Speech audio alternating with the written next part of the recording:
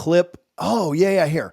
I want to clip the end of this. I don't know if you looked at the whole outline, but at the end, like, it's just like, what's your favorite national championship memory? What's your favorite that didn't involve your team? What's the most heartbreaking? Like, Yeah. do you know, early pick for next year? Maybe we'll take that, like, just kind of BS at the end and clip that. And Okay. then I'll have you at the very end of that say, like, hey, this was a preview from our peek inside the SEC. And then I'll put it on if you want to see the full breakdown, come over here and watch it, like come over to the new channel and watch it. And it'll just be another video that goes out on your channel, which is, whatever. But we'll talk about the Gators and Canes. The Gators and Seminoles through most of that, I'm sure. Sure. So that's a little more relevant. And then if people care about like hearing about Ohio State and Notre Dame, then great. So, all right, you start it whenever. Okay. Hey guys, thanks for joining us. Allie Peak, you are watching a peek inside SEC football, joined as always by TJ Pittinger. We have made it, TJ, through the college football playoffs to the championship game. We've made it through the regular season.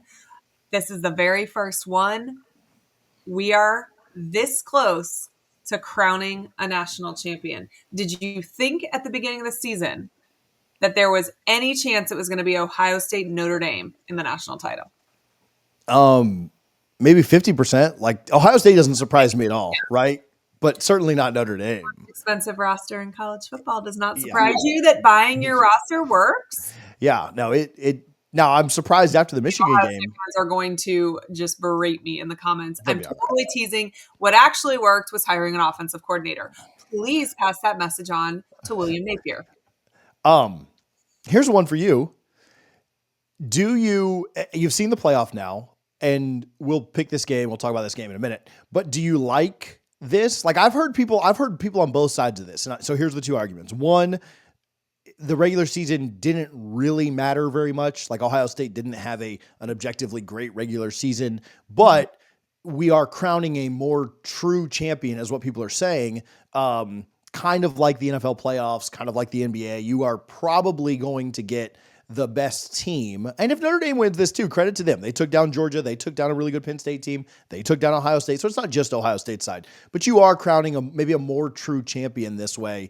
But because it made the regular season somewhat irrelevant, like, you were able to lose to Northern Illinois. You were able to lose to Michigan for the fourth time in a row. You were able to lose games that were unexpected on both sides. What do you like this? Do you not like it? What are your thoughts? I have mixed feelings on this. I have a few mixed feelings on it. I have mixed feelings on the seeding. I think I don't necessarily mind an automatic bid for a conference champion. I mind them being ranked 1 through 4, right? So I have an issue with that. I have an issue fundamentally, and I don't exactly know how we solve it, but I fundamentally have an issue that the two biggest upsets that we saw this season, which was the loss to Northern Illinois that you mentioned and the loss to Michigan, essentially don't count, because those two teams are playing for the national title. I do have concern as well that we are losing what is unique about college football. You likened it to the NFL. We've likened it to college basketball. The whole novelty of college football, to me, is the uniqueness of every single game counting. Florida played basketball last night and they lost, right? So what do the message boards say today?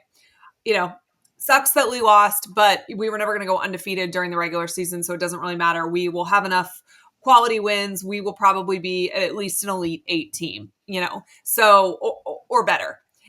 I hate that attitude filtering into college football, right? Yeah. I love when every game matters.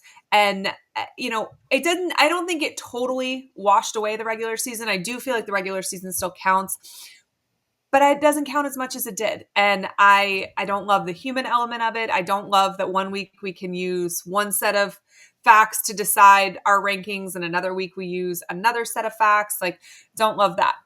But you know what I do love is more football. Yeah. And we have gotten some great football the last couple of weeks. The two games that we saw last week were phenomenal football games.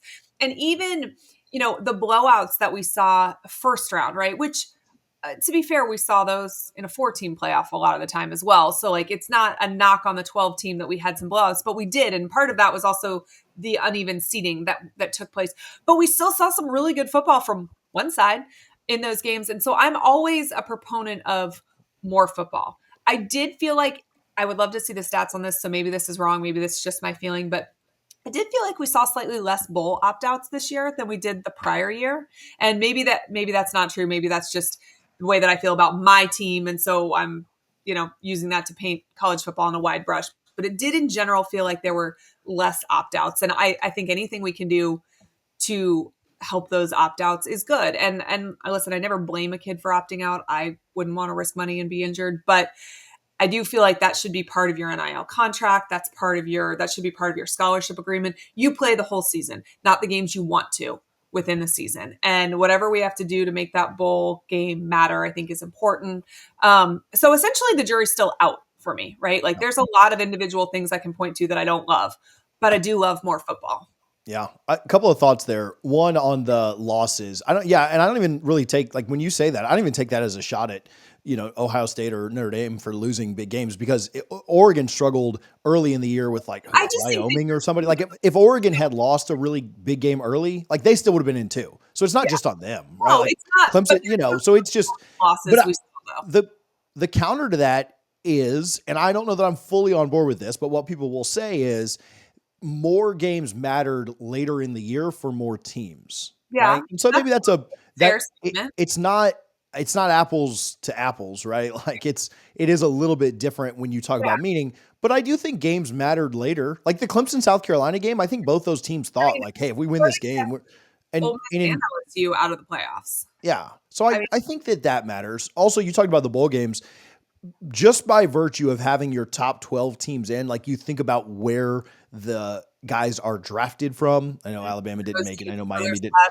Those are most of your first round guys anyway, right? And so that helps. And then because of what people like, Deion's kids, Shador playing and Travis Hunter playing, Cam Ward, I know it was just a half, but Cam Ward playing, Jackson Dart and those guys feeling like they had something to prove. Most of Alabama's guys play, Milroe played. And so I think that helped too. So you're right on the opt-outs. Like that was much better. There were definitely some. But even with the big teams, there were a lot less. Such a story was because it wasn't as common this season as it was in previous, or at least it didn't feel that way. So I mean, it's definitely not all negative, right? I care about preserving the regular season, not just the end of it, the entire season. I care about our uniqueness that you find in college football. I don't want it to be a carbon copy of every other sporting league. It's different. Our fans are built different because of the way that our seasons have gone for, as long as we've all been fans, and so I don't know, but I do think some tweaks will happen moving forward. I do think that will solve some of the issues that I have. I think this was a unique year, and I mean, maybe it's not, maybe it's the future and we'll have to see that, but it felt unique in that there were more teams with parity than in previous. And that just may be a hallmark of the NIL era. But I also feel like generally our championship teams are the teams with elite quarterbacks. I didn't feel like this playoff group was really that. They've got good quarterbacks. Like there is certainly not a knock on any of these guys. But it's not elite quarterback play. Yeah. Right? That's not what has gotten these teams here. I think that's interesting to see if that will change or become a trend. But I do think some tweaks that will inevitably come will probably help some of these problems. Yeah. I think the best now there were certainly games where guys had really good performances, but I think some of the best quarterback play came from two teams that lost. Like Clemson's I thought Cade Klubnik played really, really well. And I thought Sam Leavitt for Arizona State played really, really well. And those were probably my top two quarterback performances. Now, obviously, Will Howard had really good games against Tennessee and Oregon. So I'm not trying to take anything away from him, but he's, he kind of came back down to earth against Texas, and we'll see what he does on Monday. But yeah, I agree overall. Like if those are your top two quarterback performances, the play overall wasn't great. And so,